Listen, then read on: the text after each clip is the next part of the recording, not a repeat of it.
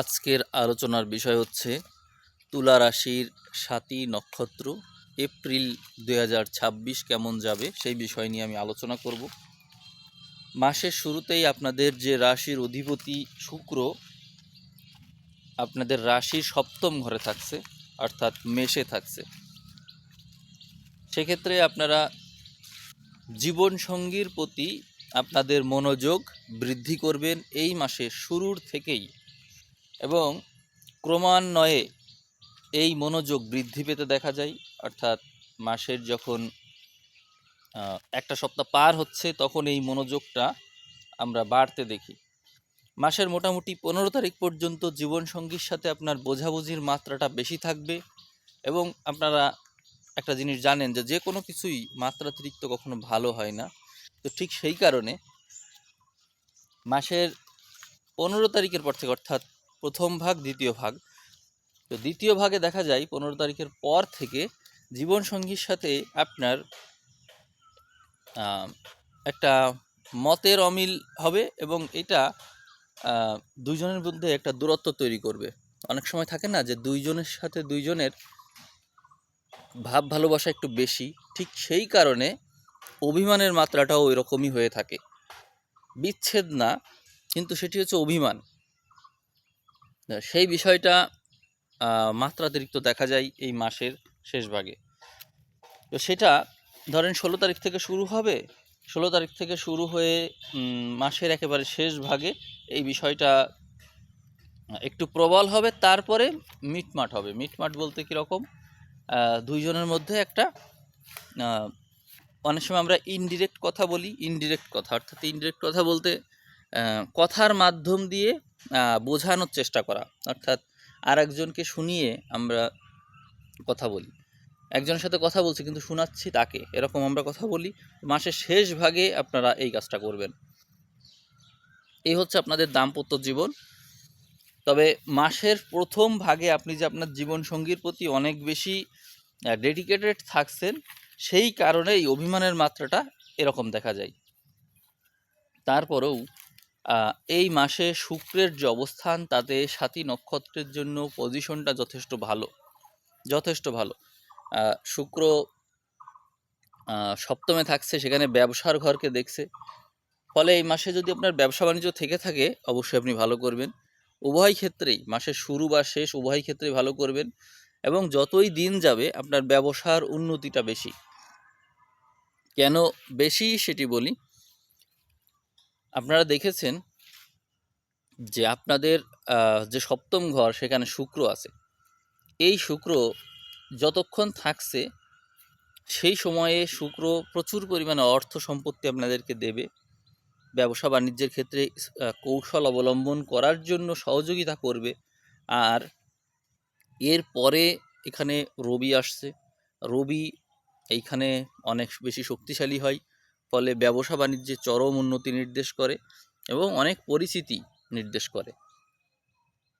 এরপর এখানে বুধ আসছে, রবি বুধ যুক্ত হচ্ছে, ফলে ব্যবসা বাণিজ্যের তীব্রতা, অর্থাৎ আপনি ব্যবসা বাণিজ্যে যতটা উন্নতি করা সম্ভব আপনার পক্ষে, আপনার যত কৌশল আছে সেই সব কিছু অ্যাপ্লাই করার সুযোগ আপনি পাচ্ছেন।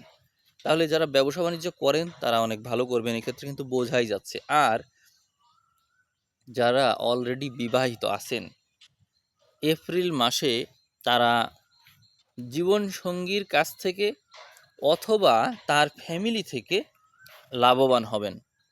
এই পসিবিলিটিটা অনেক বেশি। আপনারা মিলিয়ে দেখবেন যে এই ঘটনা আপনাদের সাথে ঘটলো কি না, ঘটার কথা। আচ্ছা, এবার অন্য বিষয়ে চলে আসি। আপনাদের নক্ষত্র অধিপতি হচ্ছে রাহু। রাহু মাসের শুরুতেও নিজ নক্ষত্রে, মাসের শেষেও নিজ নক্ষত্রে, অর্থাৎ রাহুর কোনো অদল বদল হয়নি। এখানে রাহু মাসের শুরুতে ছিল মঙ্গল এবং বুধের সাথে, আর মাসের শেষে একা। রাহুর উপর বৃহস্পতির দৃষ্টি সবসময়ই আছে। ঠিক এই কারণে আমরা রাহুর যে বুদ্ধিমত্তা, সেই বুদ্ধিমত্তায় ইতিবাচকতার প্রভাবটাই আমরা দেখছি। এই মাসে আপনি টেকনিক্যাল বিষয়ে যথেষ্ট ভালো করবেন। কারণ হচ্ছে রাহু মঙ্গল বুধ সবসময়ই টেকনিক্যাল বিষয়কে ইঙ্গিত দেয়। আপনারা দেখবেন তো আপনাদের কারোর ইলেকট্রনিক্স সংক্রান্ত বিষয়ের প্রতি আগ্রহ আছে কি না? ধরেন মোবাইল হতে পারে সেটি, বা টর্চ লাইট, বা পড়ার জন্য কোনো কিছু তৈরি করা, এরকম ইলেকট্রনিক্স সংক্রান্ত যে কোনো কিছুতে যদি আপনার আগ্রহ থাকে, দেখবেন যে আপনি সেই বিষয়ে সময় কাটাচ্ছেন, অর্থাৎ ওইটার পিছনে আপনি সময় দিচ্ছেন, ওই জিনিসটা তৈরি করার চেষ্টা করছেন বা অ্যানালাইসিস করছেন। এই বিষয়টা হওয়ার সম্ভাবনা অনেক বেশি। আপনি অ্যানালিটিক্যাল বিষয়ে অবশ্যই সময় দিবেন, আইসিটি বিষয়ে আপনার আগ্রহ থাকবে এবং টেকনিক্যাল বিষয়ে আপনি সময় দিতে চাইবেন। এবং পড়াশোনার ক্ষেত্রেও দেখবেন আপনি টেকনিক্যাল যে কোনো বিষয় ভালো করছেন, এবং চাকরি ক্ষেত্রে, কর্মক্ষেত্রে টেকনিক্যাল সমস্যার সম্মুখীন আপনি হবেন। এই সমস্যার সম্মুখীন হয়ে এই সমস্যাকে আপনি মোকাবেলাও করতে পারবেন সহজে। এই ঘটনা কিন্তু আপনার সাথে ঘটবে। তো আপনারা মিলিয়ে দেখতে পারেন এই ঘটনাগুলো আপনার সাথে ঘটছে কিনা, এবং এতেই আপনার উন্নতি। আপনি মূলত এই সমস্ত কাজের সাথে এই মাসের শুরুতে ইনভলভ থাকছেন, এবং যতই দিন যাবে আস্তে আস্তে এই প্রভাবটা কাটতে থাকবে। পরবর্তীতে আপনি সরাসরি বৃহস্পতির প্রভাব যুক্ত হচ্ছেন, অর্থাৎ বৃহস্পতির প্রভাবে আপনি সরাসরি উচ্চাকাঙ্ক্ষী হয়ে উঠবেন, এটিই মূলত নির্দেশ। রাহু আমাদের মধ্যে উচ্চাকাঙ্ক্ষা দিয়ে থাকে, আপনাদের মধ্যেও উচ্চাকাঙ্ক্ষা থাকবে। বৃহস্পতির প্রভাব এবং রাহুর যৌথ প্রভাবের কারণে, এবং তাদের যে যৌথ দৃষ্টি আপনার রাশির উপরে রয়েছে, সেই জন্য আপনাদের মধ্যে তীব্র উচ্চাকাঙ্ক্ষা আছে, এবং এই উচ্চাকাঙ্ক্ষা বজায় থাকবে এই মাসেও। আপনাদের মধ্যে একাধিক রিলেশনের প্রবণতা দেখা যায় এই মাসে। শুক্র যেহেতু সপ্তমে আসছে, অতএব মাসের প্রথম যে 15 দিন এই সময়ে রিলেশন বা বিবাহ এই দিকে আপনার আগ্রহ বাড়বে। আপনি দেখবেন যদি আপনি অবিবাহিত থাকেন বা বিয়ের চিন্তা করছেন বা এই সংক্রান্ত কোনো আগ্রহ আছে, তাহলে আপনি দেখবেন যে আপনার জন্য কোনো পাত্রী বা পাত্র, বা হচ্ছে কোনো রিলেশনে তাকে জীবনসঙ্গী ভাবতে পারেন, এরকম সেন্স নিয়ে আপনি তাকে দেখছেন। আপনারা একটু মিলিয়ে দেখবেন, এই বিষয়গুলো ঘটবে। তার মানে বুঝলেন যে প্রেম, বিবাহ এই সংক্রান্ত বিষয়গুলো কিন্তু এখন সচল থাকছে, এই এপ্রিল মাসে সচল থাকছে। আমরা এখন কর্মঘরে চলে যাই। কর্মঘরের তুলা সাপেক্ষে কর্মঘরে তো আসলে অধিপতি চন্দ্র, কর্মঘরকে আসলে করা যায় না। তবে আমরা এই ঘরে মঙ্গলের দৃষ্টি পাই কিনা দেখি একটু। না, মঙ্গলের দৃষ্টিটাও নেই এখানে, বিশেষ কোনো দৃষ্টি আসলে নেই। তার কারণে আমরা কর্মঘরকে বাদ রাখবো, বরং আমরা দশা বিচারে কর্মকে একটু দেখব।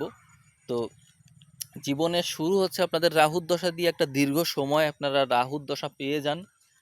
রাহুর পরে আপনারা পাচ্ছেন বৃহস্পতির দশা, সেটিও মোটামুটি একটা 32-33 বছর বয়স, এরকম বয়সে সর্বোচ্চ পৌঁছাতে পারেন আপনারা। অর্থাৎ আপনারা আপনাদের একাডেমিক লাইফটা পার করে ফেলেন, এই রাহু আর বৃহস্পতি দিয়েই একাডেমিক লাইফটা পার হয়ে যায়। এরপরে কর্মক্ষেত্রে যারা প্রবেশ করতে চায় তারা কোন দশা পাচ্ছে? তাহলে শনির দশা। তাহলে এবার দেখুন তো, শনি আপনাদের রাশি সাপেক্ষে কি ধরনের ঘরের অধিপতি? একটা পজিটিভ ঘরের অধিপতি হচ্ছে। পজিটিভ মানে হচ্ছে সুপার পজিটিভ, শুধু পজিটিভ বলা যায় না, কারণ হচ্ছে শনি রাজযোগকারী গ্রহ এই ক্ষেত্রে। এই জন্য শনির দশা যখন আপনি পাচ্ছেন, আমরা বাগধারাইতে জানি যে শনির দশা মানে হচ্ছে দুর্দশা, কিন্তু আপনার জন্য না। আপনার জন্য না, আপনি শনির দশায় এখন প্রবেশ করেছেন। যদি কর্মক্ষেত্রে থেকে থাকেন বা হচ্ছে কর্মজীবন শুরু করার চেষ্টা করছেন বা অলরেডি আছেন, তাহলে দেখবেন যে শনির দশাতেই আপনার জীবনের চরম উন্নতি। এবং তুলা সাপেক্ষে শনি খুবই পজিটিভ, তুলাতেই শনি তুঙ্গি হয়, তুলা সাপেক্ষেই চতুর্থ পঞ্চমের অধিপতি, এইরকম অবস্থা। অর্থাৎ শনি কখনোই নেগেটিভ না, কিন্তু শনি এখন আছে কোথায়? আমরা কর্মদশা বিচার করছি চন্দ্র সাপেক্ষে, না দশা সাপেক্ষে। শনি এখন আপনার রাশি সাপেক্ষে ষষ্ঠে আছে। এর থেকে আমরা বুঝতে পারি যে আপনি কর্মক্ষেত্রে ট্রেনিং পিরিয়ডে আছেন, ট্রেনিং মুড, অর্থাৎ আপনি প্রশিক্ষণরত বা শিখছেন কিছু, বা এমন কোনো পরিবেশে আছেন যে পরিবেশটা প্রতিকূল, বা এমন কোনো স্থানে আছেন যে স্থানে আপনি থাকতে চাচ্ছেন না, অন্য কোথাও চলে যাবেন এই মানসিকতায় আপনি আছেন, কর্মক্ষেত্রে এমন পরিবেশ পেয়েছেন যে পরিবেশটা আপনার পছন্দ হচ্ছে না, আপনি আরও ভালো পরিবেশ ডিজার্ভ করেন, এমন কোনো ব্যক্তির সাথে আছেন যে ব্যক্তির সাথে আপনার ওইভাবে মিলছে না, আপনি স্থান পরিবর্তন করতে চান, বা ওখানে ওই ব্যক্তি পরিবর্তন হয়ে অন্য কেউ আসুক, এরকম কিছু চাচ্ছেন। কিন্তু শনি আছে আবার নিজের নক্ষত্রে, অর্থাৎ আপনি যে পরিবেশে যেখানেই থাকুন না কেন, আপনি আপনার যে স্থান বা আপনার যে গাম্ভীর্য, আপনার যে মর্যাদা, সেটি কিন্তু বজায় রাখছেন। এটি হচ্ছে আশার কথা।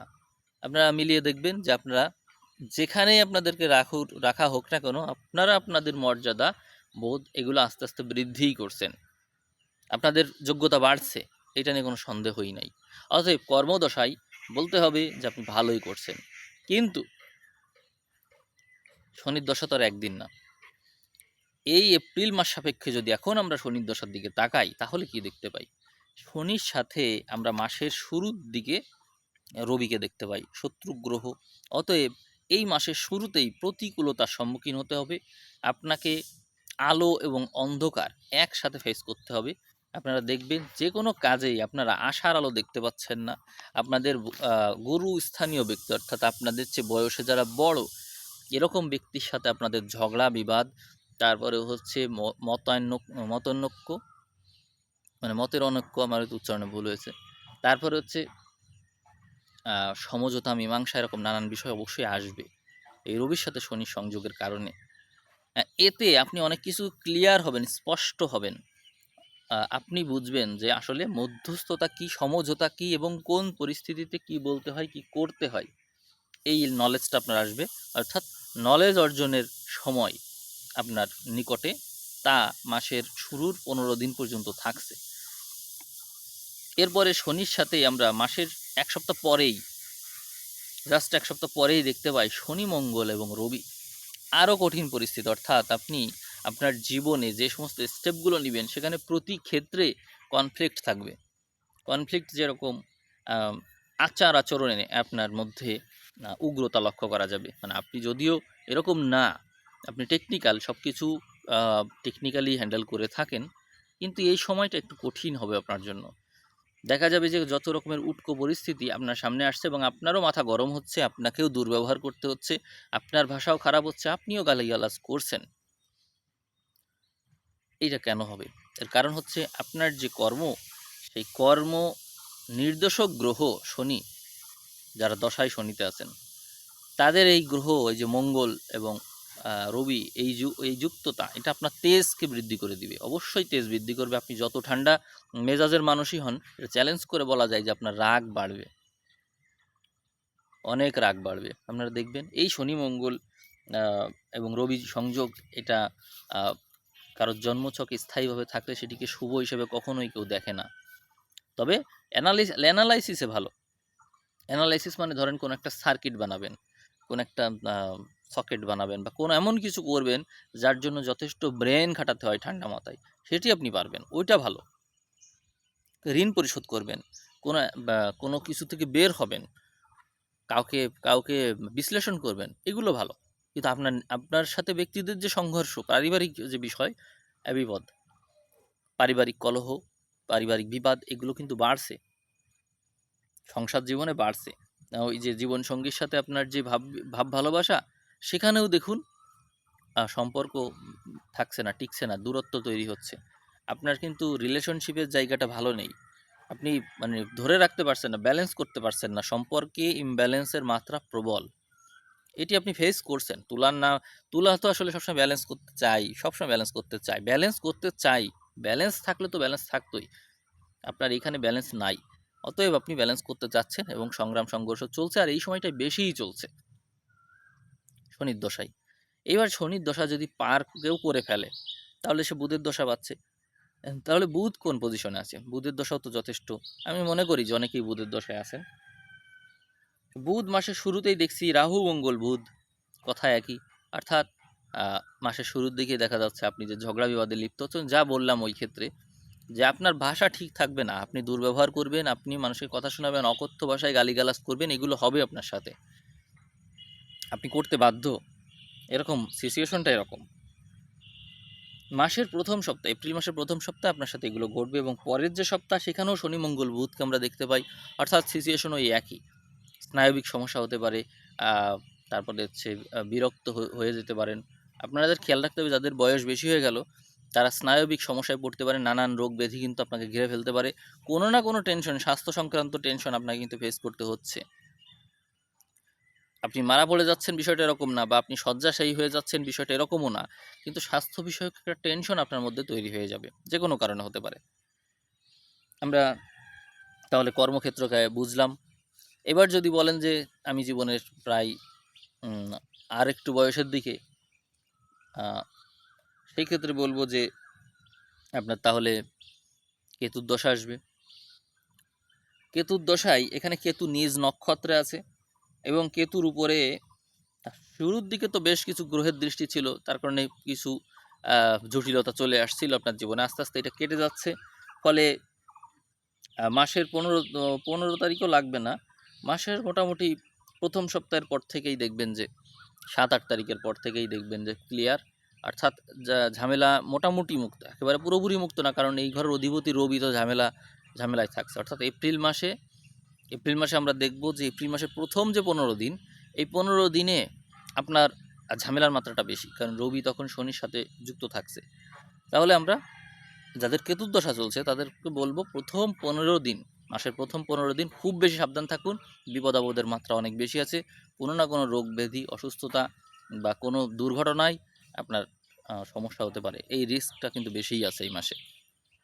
এইবার আমরা চতুর্থে চলে যাব, পড়াশোনার বিষয়টা দেখব, কারণ সাথী নক্ষত্র, এই তুলা রাশি, আপনাদের চাকরি বাকরির যোগটা প্রবল আছে, এই বিষয়টা কথা বলার দরকার। তা আমরা দেখি চতুর্থপতি এবং দশমপতির কথা, দশার অধিপতির কথা তো আমি বলেইছি।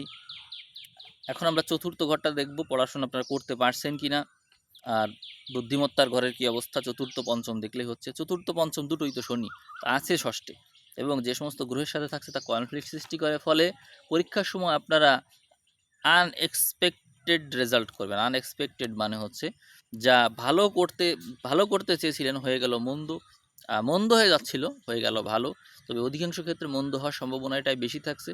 সেই ক্ষেত্রে আপনার জীবনে আসলে যে কোনো ঘটনা থেকেই দুঃখ কষ্ট ইত্যাদি প্রাপ্তির মাত্রাটাই বেশি। আপনারা যদি ঘাম ঝরাতে পারেন, অর্থাৎ শরীর থেকে যদি ঘাম ঝরে, অতিরিক্ত পরিশ্রম করেন, তাহলে আপনাদের রেজাল্টটা অবশ্যই ভালো হবে। কারণ শনি সাধারণত যখন লিড দেয় তখন সেই শরীর থেকে ঘাম ঝরাতেই পছন্দ করে। আপনি যে পরিশ্রম করছেন সেই পরিশ্রম আপনি টেকনিক্যালি যদি করতে পারেন তো করতেই পারেন, কারণ শুক্র যেহেতু সপ্তমে থাকছে সেই কারণে টেকনিক্যালি কোনো কিছু করলে অবশ্যই আপনি ভালো করবেন, এ কথা সত্য। কিন্তু তবুও টেকনিক্যালি করেও অনেকে একাগ্রতার কারণে যাদের শরীর থেকে ঘাম ঝরে, এই জিনিসটা এই সময় প্রয়োজন হবে। এটি আপনার সৌভাগ্য বৃদ্ধির ক্ষেত্রে যথেষ্ট সহযোগিতা করবে বলে আমি মনে করি। তার মানে বোঝা গেল যে চাকরি বাকরির ক্ষেত্রে আপনাদের সৌভাগ্য এর মাত্রা বেশি থাকছে, তবে কনফ্লিক্টের মাত্রা বেশি থাকছে। অর্থাৎ যে কোনো পরীক্ষা বা যে কোনো কিছু করতে গেলেই আপনি দেখবেন যে আনএক্সপেক্টেড হয়ে যাচ্ছে, অর্থাৎ জিনিসটা মনে করতে পারছেন না। তবে আমি একটা ট্রিক্স আপনাদের বলতে পারি, আপনারা যদি কেউ রিটেন পরীক্ষা দেন, রিটেন পরীক্ষায় অ্যানালাইসিসটা ব্যবহার করেন। এমসিকিউ পরীক্ষা যারা দিচ্ছেন তারা তো আর অ্যানালাইসিস ব্যবহার করতে পারবেন না ওইভাবে, কিন্তু যারা রিটেন পরীক্ষা দিচ্ছেন তারা সার্ভে, কোনো ডেটা, তারপর হচ্ছে অ্যানালাইসিস, এই জিনিসটা গ্রাফ চার্ট, এই জিনিসগুলো ব্যবহার করলে আপনাদের রেজাল্ট অনেক অনেক বেশি পজিটিভ হবে, অনেক বেশি। আপনারা তুলনাই করতে মানে চিন্তাই করতে পারেননি যে আগের সাথে নিজের তুলনা ভাবেনি। কারণ কি? কারণ হচ্ছে আপনাদের এই শনি এবং আপনাদের যে পঞ্চম ঘর রাহু, এরা এমন সব গ্রহের সাথে থাকছে যারা টোটালি অ্যানালাইসিস পছন্দ করে, এবং আপনার মাথায় এগুলো এই সময় ঢুকবে এবং আপনি সুন্দরভাবে এগুলো অ্যাপ্লাইও করতে পারবেন। যদি আপনি এই কাজটা করতে পারেন, আপনার চাকরির জন্য যে মার্কস আপনি এক্সপেক্ট করছিলেন তা দেখবেন যে আপনার এক্সপেকটেশন থেকে অনেক বেশি পেয়েছেন, এবং আপনার চাকরি বাকরি হয়ে যাওয়ার চান্সটা অনেক বেড়ে যাবে। এই ট্রিক্সটা আপনারা কাজে লাগান। স্বাতী নক্ষত্রের জন্য বেস্ট টাইম চাকরি বাকরির জন্য, অবশ্যই কাজে লাগাবেন। আর নবম ঘর যদি দেখি, নবম ঘরে বৃহস্পতি অলরেডি আছে, আপনাদের সৌভাগ্য আপনাদের সাথেই আছে। ষষ্ঠপতি হিসাবে এই বৃহস্পতি নবমে থাকছে, এর চেয়ে আর কি সৌভাগ্য আশা করেন। বৃহস্পতি তো নিজ নক্ষত্রেই, আপনাদের রাজ্যকারী গ্রহ শনি সে তো নিজের নক্ষত্রেই। বুঝতেই পারছেন। আবার আপনাদের যে নিজ কি বলে নিজ যে নক্ষত্র রাহু, সে নিজ নক্ষত্রে আপনাদের রাশির অধিপতি শুক্র সে পজিশনে আছে। আপনাদের আবারও বলছি, আপনাদের রাজযোগকারী গ্রহ শনি নিজের ঘরে নিজের নক্ষত্রে আছে। আর আপনাদের যে প্রচেষ্টার অধিপতি, আপনাদের যে চাকরির অধিপতি, সেও নিজ নক্ষত্রে আছে এবং নবমে আছে। এইগুলো সবই আপনাদের পজিশনের গ্রহ, সবই ভালো আপনার পক্ষের। তাহলে আপনাদের দশাটাই গুরুত্বপূর্ণ হয়ে যায়। জন্ম সময় লগ্ন সাপেক্ষে যদি দশাটা ভালো পড়ে, তাহলে আপনাদের ব্যর্থ হওয়ার কোনো কারণ আমি দেখি না। একটা বিষয় আমি দুর্বলতা আমি শুরুতেই বলেছি, একটা না দুইটা বলেছি। একটা হচ্ছে আপনাদের নিজস্ব স্বাস্থ্য বিষয়ের দুর্বলতা, স্বাস্থ্যকে ট্যাকেল দেওয়ার ব্যাপারটা থাকছে, কিন্তু সেই স্বাস্থ্যটা আবার শারীরিক স্বাস্থ্য না, এটা মানসিক স্বাস্থ্য। মানসিক বিষয়কে যে ট্যাকেল দিতে পারবে সেই ক্ষেত্রে ভালো করবে। আর আরেকটা বিষয় বলেছি, সম্পর্ক, অর্থাৎ বিপরীত লিঙ্গের মানুষের সাথে যা সম্পর্ক ট্যাকেল দেওয়া যাবে, যে ব্যক্তি পারবে এই বিষয়ে সফল হবে, সে সকল ক্ষেত্রে সফল হবে। এই দুই বিষয় যে ট্যাকেল দিতে পারবে, তার আর কোনো বিষয়ে কোনো সমস্যা থাকছে না। সাথী নক্ষত্রে আজকের যে রাশিফল দিলাম, আমি মনে করি তুলনামূলকভাবে অ্যানালাইসিসটা ভালো এবং ভালো হওয়ার কথা। সাথী নক্ষত্র সবসময় আমার চ্যানেলে 1 নম্বর নক্ষত্র হয়ে থাকে, কিন্তু গত মাসে সাথী নক্ষত্রের ভিউ অনেক কমে যাওয়ার কারণে আপনারা মোটামুটি 15 দিন পরে আপনাদের 15 দিন লেট হলো আপনাদের রাশিফল দিতে, এবং এই কারণে আপনাদের 2টা ভিডিও দেওয়া সম্ভব হলো না। যেটা অন্য নক্ষত্র পেয়েছে, কর্মজীবন সম্পর্কে এক্সট্রা ভিডিও পেয়েছে, যেটা আপনারা পাননি। আপনারা আশা করব আমি যে আপনারা চেষ্টা করবেন ভিউ 5000 ক্রস করানোর। যদি ক্রস করাতে পারেন, তাহলে আপনারা অবশ্যই আরেকটা ভিডিও পাবেন আপনারা। তো সবাই ভালো থাকবেন। সবাইকে অসংখ্য ধন্যবাদ জানিয়ে আমি আজকের ভিডিও এখানেই শেষ করছি। সবাইকে অসংখ্য ধন্যবাদ।